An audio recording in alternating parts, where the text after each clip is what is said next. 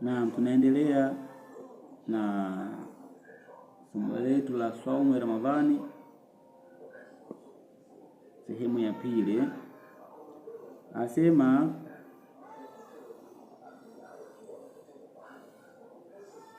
faman jahada faradhiyatahu, yule atakayepinga ule ulazima wake, fahuwa kafirun, mtu huyo ni kafiri, illa an yakuna qarib ahadi bil islami, isipokuwa yule ambaye kuingia kwake katika Uislamu kumekuwa ni hivi karibuni, amesilimu hivi karibuni, huyo tunasema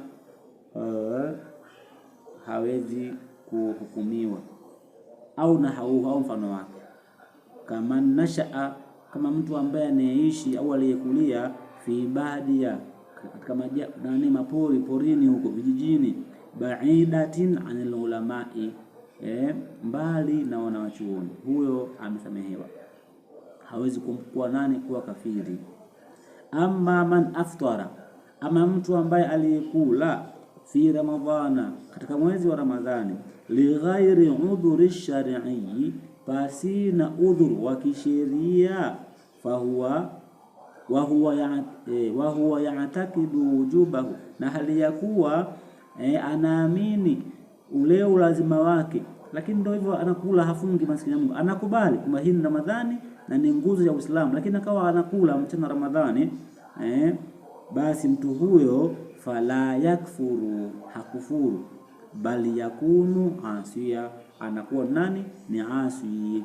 Wa alaihi qadaa, na analazimika kulipa al-ayami allati aftara fiha, zile siku ambazo alizokuwa mfanyaje, amekula. Yeye anaamini kwamba hii ni Ramadhani kweli, ni wajibu hii kabisa, lakini ndio binadamu, sawa.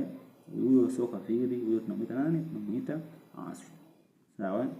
Wasiyamu lughatan, nafunga kilugha, al-imsaku ni kujizuia, wa shar'an, na maana ya kufunga kisheria, al-imsaku anil muftirati, ni kujizuia na ni kufunguza, min akli wa sharbi wa ghairihima, kutokana na kula na kunywa na mambo mengine, min alfajiri, kuanzia alfajiri, hata almaghribi, mpaka magharibi, maaniyatil, pamoja na kule kuwekania, almubayyitati bilqalbi, ambayo iliyolazwa moyoni ule usiku wa kuamkia nini, kufunga, ifahamike katika mfumo huo.